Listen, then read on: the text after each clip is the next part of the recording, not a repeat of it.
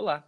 Você já assistiu aqueles documentários sobre vida selvagem e se deparou com ursos polares descansando tranquilamente sobre blocos de neve, focas eufóricas mergulhando em águas congelantes e pinguins desastrados se espatifando na neve?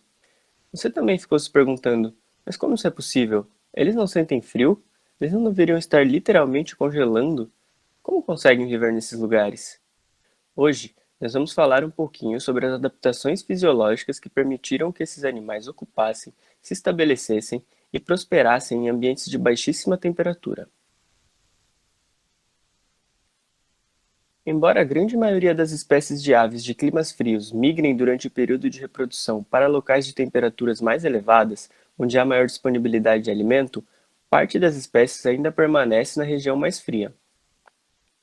Algumas estratégias de manutenção da temperatura corpórea são compartilhadas entre mamíferos e aves, como, por exemplo, os tremores através da contração muscular. Entretanto, em aves, esse comportamento acaba se tornando um dos principais mecanismos na regulação da temperatura corpórea. Assim, podemos observar este comportamento presente através de tremores contínuos ou pulsativos. Ambos os tipos de tremores ocorrem em uma frequência maior comparados a espécies de temperaturas mais quentes, e o processo de aclimatação ao frio reduz a ritmicidade e amplitude desses tremores, de forma a evitar a perda de calor por convecção. Outras formas de termogênese, aquelas não baseadas em tremores, são um pouco mais difíceis de se avaliar em aves, justamente porque no grupo dos mamíferos esse tipo de termogênese ocorre no tecido adiposo marrom, um tecido não encontrado no grupo das aves. Para evitar a perda de calor, diversas adaptações foram selecionadas em aves.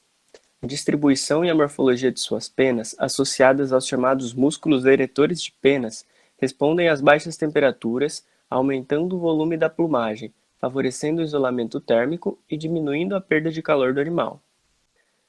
Nas regiões do corpo não recobertas por penas, outros comportamentos buscam evitar a perda de calor, como, por exemplo, o encolhimento das pernas e pés durante o voo ou quando estão sentadas, de forma a escondê-los entre as penas.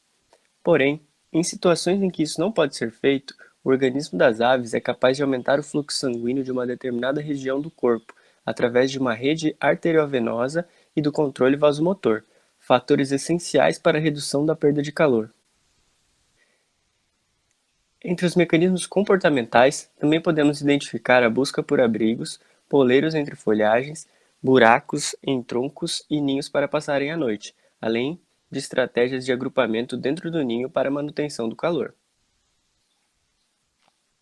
Alguns sistemas de termorregulação também são compartilhados entre aves e mamíferos de climas frios, como a prevenção de calor pela respiração, onde uma maior eficiência no aproveitamento de oxigênio permite que a ventilação seja reduzida, diminuindo a entrada de ar frio no sistema e contribuindo para a manutenção da temperatura. Mamíferos terrestres em ambientes de regiões de alta latitude devem possuir adaptações para que seja possível a sobrevivência ao inverno. Em alguns locais, o inverno pode durar 8 meses e bater temperaturas próximas aos menos 50 graus Celsius. Mamíferos terrestres geralmente exibem respostas metabólicas típicas quando expostos à diminuição da temperatura ambiental. Existe uma faixa denominada zona de termoneutralidade. Essa zona de termoneutralidade pode ser entendida como um intervalo no qual animais endotérmicos não alteram suas taxas metabólicas frente à manutenção da temperatura corpórea. À medida em que a temperatura ambiental diminui dentro do limite da zona de termoneutralidade, o animal pode realizar ajustes físicos, fisiológicos e comportamentais a fim de reduzir a perda de calor e permitir a manutenção das taxas metabólicas sem alteração. Ao atingir temperaturas muito baixas, próximo à temperatura mínima crítica, o animal começa a aumentar sua taxa metabólica a fim de equilibrar a taxa de perda de calor com a finalidade de manter sua temperatura corporal. Esta produção de calor para regular a temperatura corporal aumenta conforme a temperatura ambiental declina, até um certo limite, chamado de taxa metabólica máxima. Essa taxa metabólica máxima pode ser mantida por um período limitado de tempo, antes que os mecanismos termogênicos falhem em produzir calor suficiente para corresponder à perda de calor. Assim, a temperatura corporal do animal começa a cair abaixo da faixa normal, encaminhando-se para uma situação de hipotermia e morte. O isolamento proporcionado por algumas características morfológicas, como a pelagem e a camada de gordura, no caso dos mamíferos, ajuda na redução da perda de calor e diminui o gasto de energia com manutenção da temperatura corpórea. Quando o isolamento aumenta, a condutância térmica diminui, assim como uma garrafa térmica, que possui mecanismos para evitar a troca de calor do interior com o ambiente. Dessa forma, a zona de termoneutralidade é expandida e o custo de energia com a termorregulação é reduzido. Outro mecanismo de adaptação aos ambientes frios são os comportamentais. O uso de tocas é comum para animais que vivem em áreas que nevam, criando-se um microhábitat com temperaturas bem menos baixas do que as registradas na superfície. Além disso, alguns desses mamíferos podem se amontoar em ninhos coletivos a fim de reduzir a condutância térmica. A postura adotada também pode ser um método de defesa contra a perda de calor, com o objetivo de diminuir a área de contato com o ar e, assim, diminuir a perda de calor.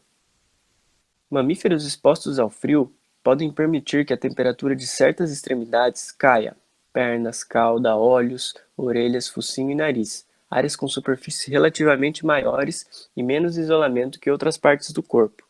Portanto, tendem a perder calor a uma taxa maior que o centro corporal bem isolado do animal. Este mecanismo reduz a inclinação do gradiente de temperatura entre o núcleo quente e o ambiente e reduz a taxa de perda de calor. O mecanismo fisiológico primário para o estabelecimento e manutenção da heterotermia periférica é a vasoconstrição induzida pelo frio, que é mediada pelo sistema nervoso simpático.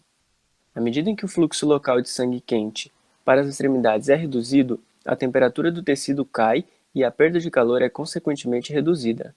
Um mecanismo associado ao resfriamento dos tecidos periféricos em braços e pernas e a retenção de calor no centro do corpo ocorre através de um trocador de calor em contracorrente. Nesse sistema, as artérias e veias mais profundas dos braços ou pernas estão próximas umas das outras, de modo que o calor é transferido do sangue arterial mais quente em direção à periferia para o sangue venoso mais frio em direção ao centro do corpo. Entretanto, é importante ressaltar que a transferência de calor nesse caso ocorre pela proximidade entre os sistemas e não através da mistura entre o sangue arterial e o sangue venoso. Embora um número limitado de espécies tenha realmente sido examinado para este arranjo anatômico, os sistemas contracorrente propostos variam de simples a complexos. Este sistema, chamado de rede maravilhosa, é um emaranhado complexo de artérias e veias localizadas nas partes próximas dos membros de pelo menos alguns mamíferos, não sendo exclusivo dos mamíferos que habitam regiões frias do planeta. A troca de calor em contracorrente nasal temporal foi identificada em renas e outros ungulados como um mecanismo para recuperar calor e água do ar exalado em temperaturas frias.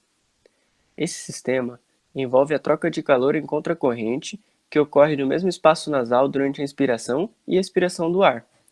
Durante o inverno, a troca de calor nasal restringe a perda de calor respiratório em repouso para economizar energia, mas serve como uma importante via de perda de calor durante atividades extremas.